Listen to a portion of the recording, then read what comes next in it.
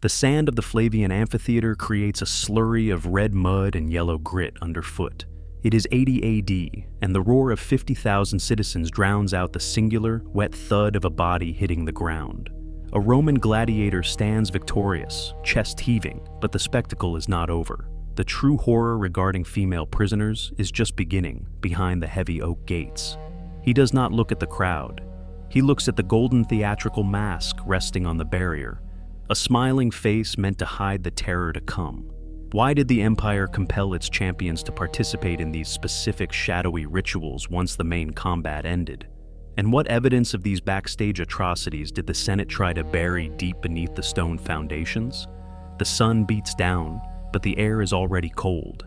Victory here demands a price no steel can pay. If you are brave enough to face these dark histories, leave a like and subscribe and comment below where you're listening from tonight. And now, back to the story. The roar of the Colosseum is not silence, but a dull, rhythmic vibration in the limestone walls, a heartbeat of a beast that has just been fed. The victorious gladiator does not return to the sunlight of the city. He descends. The elevators and trapdoors that service the arena floor lead down into the hypogeum, a labyrinth of stone corridors where the air is thick with the smell of rancid animal fat, wet sawdust, and unwashed bodies. Here, the glory of Rome is stripped away to reveal its industrial machinery. The female prisoners are waiting in the semi-darkness. They have been marched from the damp cells of the Ludus Magnus, the training school, through the connecting tunnels. These are not merely spoils of war. They are carefully selected props for the evening's private theater. Soldiers push them against the rough masonry, checking their bonds. There is no shouting here, only the efficient clinking of iron keys and the scratching of a stylus on a wax tablet. A bureaucrat, likely a freedman serving the editor of the games, walks the line. He does not look at their faces. He looks at the tags around their necks. He erases their identities with a swipe of his thumb against the wax. A woman from Judea becomes Andromeda. A captured daughter of a Dacian chieftain becomes Hesione. They are assigned roles in a mythology they do not understand, numbered like cattle to ensure the inventory matches the script. The gladiator stands nearby, wiping the sand from his arms with a rough cloth. He is no longer the hero. He is the jailer, the looming shape of inevitable violence. Hope dies faster in the dark than blood dries. Yet, in this suffocating corridor, there is a flicker of human will. The Dacian woman stands straighter than the rest. Her hands are bound with raw leather that cuts into her wrists, but she refuses to look at the floor. She fixes her eyes on the smoky torch sputtering in the iron sconce on the wall. She begins to hum, a low, discordant sound that vibrates in her throat. A song of the Carpathians, a funeral dirge for herself that doubles as a defiance of the Roman order. The guard steps forward to strike her, but the lanista, the trainer, raises a hand. He offers a twisted form of mercy. He speaks in broken Latin, telling them that the arena was the hard part. Now, they only need to serve. If they play their parts in the Scenas Libera, the banquet enactments, they will be fed. They will be given wine. All they must do is submit to the narrative the victors have written for them. It is a transactional offer, their dignity for a few more hours of breath. The price is hidden in the eyes of the gladiator, who finally turns to look at them. He puts on the Golden Theatrical Mask. The cage opens only for the condemned to enter. The room is not a cell, but it feels like a tomb wrapped in silk. This is the cubiculum of the private quarters, far removed from the cheering masses, where the stone walls are painted with frescoes of gods turning into beasts. The air here is stagnant, heavy with the scent of burnt lavender and stale wine, meant to mask the underlying odor of fear. The Golden Theatrical Mask sits on a marble table, its frozen smile watching the women as they are arranged like furniture. The condition is stated openly by the editor's attendant. He holds a scroll, reading the script for the night's entertainment. They are not to fight back. They are not to negotiate. They are to perform. The Roman obsession with order extends even to their atrocities. They do not want chaotic violence here. They want a tableau. The Judean woman is told she must play the weeping prize. The Dacian is told she must play the subdued savage, grateful for the conqueror's touch. Submit to the myth, the attendant says, his voice devoid of emotion, and you will vanish into the servant quarters by morning. Resist, and you will remain here until there is nothing left of you to carry out. It is a binary choice. Convert to their narrative of Roman dominance, or suffer total erasure. The gladiator stands in the corner, stripped of his armor, but still imposing, a wall of muscle and scarring. He waits for the signal to begin the scene. The pressure in the room shifts. It is no longer the sharp terror of the arena. It is a suffocating, soft pressure. They offer wine that tastes like vinegar. They offer fine tunics that scratch the skin. They wait for the women to break, to weep, to beg for the role that guarantees survival. But the Dacian woman does not weep. She looks at the gladiator, then at the mask, and finally at the attendant. She delivers a single cold refusal, her voice barely louder than the crackle of the oil lamp. I see only a butcher, not a god. The escalation is immediate. The illusion of luxury is stripped away. The wine is kicked over, staining the mosaic floor like arterial spray. The attendant signals for deprivation. The women are separated, forced into corners, denied water, denied light. The gladiator steps closer, his breathing heavy, the adrenaline of the games twisting into a need for domination that the arena could not sate.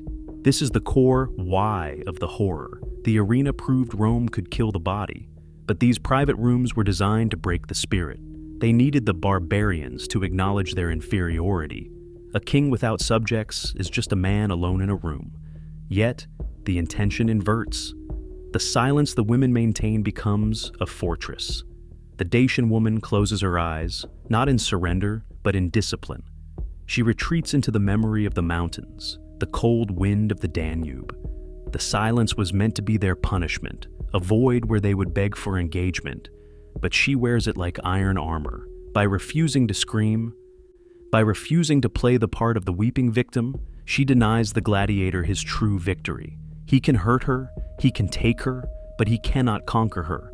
The price of this ritual is revealed in the dim light.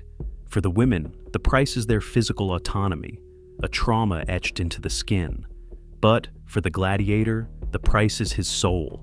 He realizes, looking at the unyielding woman, that he is not a hero. He is merely a dog on a leash, ordered to bite on command. The mercy was a lie. The victory was a delusion. The golden mask stares back at him, hollow and judging. The victor is the one who decides when the game ends. Morning light struggles to penetrate the vents of the hypogeum. The revelry is over. The shouting has faded into the city's waking hum, leaving the subterranean corridors in a heavy, guilty silence. The room where the entertainment took place smells of vinegar and stale sweat. The slaves arrive with buckets of lye and stiff brushes, tasked with scrubbing the floor until the mosaic tiles gleam innocent and white once more. They are the erasers of history, the janitors of the empire's conscience. But in the corner, behind the heavy drapes where the Dacian woman had been forced to stand, something has been left behind. It is not a weapon, nor a piece of jewelry. It is a scratching in the soft plaster of the wall, hidden low near the baseboard where the shadows are deepest. The Golden Theatrical Mask lies discarded on a bench, its painted smile chipping away to reveal dull lead underneath. It stares at the wall, bearing witness to what the woman did in the quiet moments between the violence. She did not weep. She carved. Using a splinter of bone or a hairpin, she etched a series of jagged lines into the stone. It is not Roman Latin. It is a crude geometric pattern, a solar wheel of the Danubian tribes, a symbol of continuity and eternal return. Stone keeps secrets that parchment is too weak to hold. This is the wordless rite of memory. The women knew they would not leave these rooms as they entered, or perhaps not leave at all. So they sanctified the space of their defilement. They turned a prison into a reliquary. By carving the symbol, the Dacian woman reclaimed the territory. She designated this cubiculum not as a place of Roman victory, but as a site of ancestral resistance. It is a small, invisible rebellion, a way of saying, I was here and I remained myself. Archaeological records from the excavations near the Caelian Hill, where the barracks once stood, suggest the existence of such unofficial graffiti, names and prayers scratched into places they shouldn't be. These carvings are often dismissed as the idle doodles of guards, but the depth of the incisions suggests a frantic, desperate purpose. In the damp soil beneath the foundations, fragments of votive offerings have been found. distinct, non-Roman amulets tucked into the masonry. This is the revelation that the Senate tried to bury. The horror wasn't just the sexual violence, it was the ritualistic nature of it. The gladiators, superstitious and fearful of death, believed that by dominating these barbarian women, they were stealing their life force, absorbing the savage vitality of the enemies they defeated in the arena. The abuse was not merely recreational, it was a perverse, magical transaction intended to ward off the evil eye of Nemesis. The slave washing the floor pauses. He sees the carving. He sees the solar wheel. For a moment, the broom stops.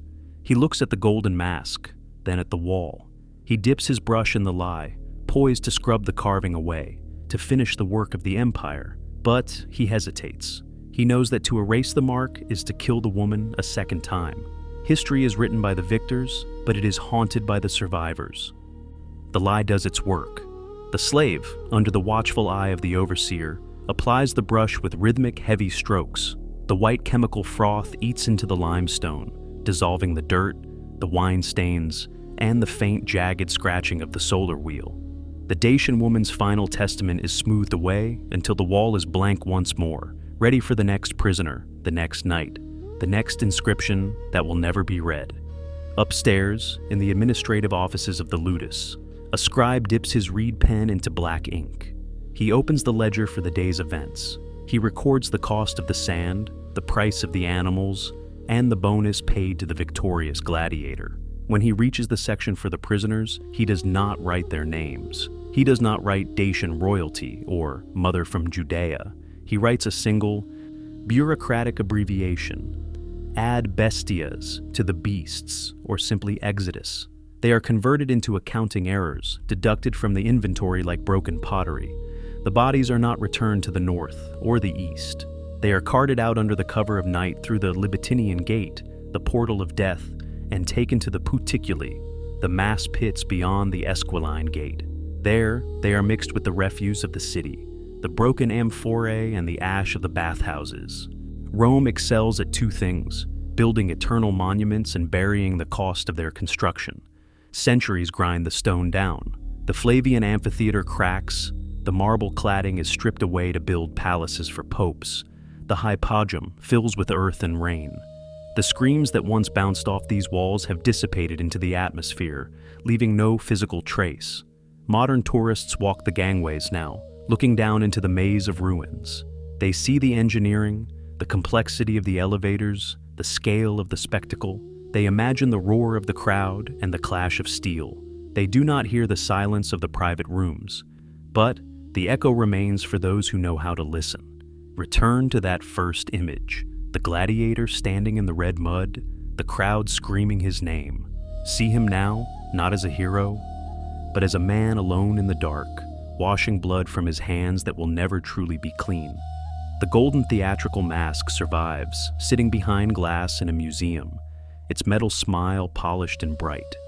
It watches the visitors pass by, guarding the secret of what happened when the arena emptied and the true savagery began. The mask survives, but the women it watched are gone, their resistance preserved only in the way the wind whistles through the empty arches, a low, discordant hum that sounds like a song from the Carpathians. Subscribe, hit the bell, and like. What you forget eventually returns to claim you.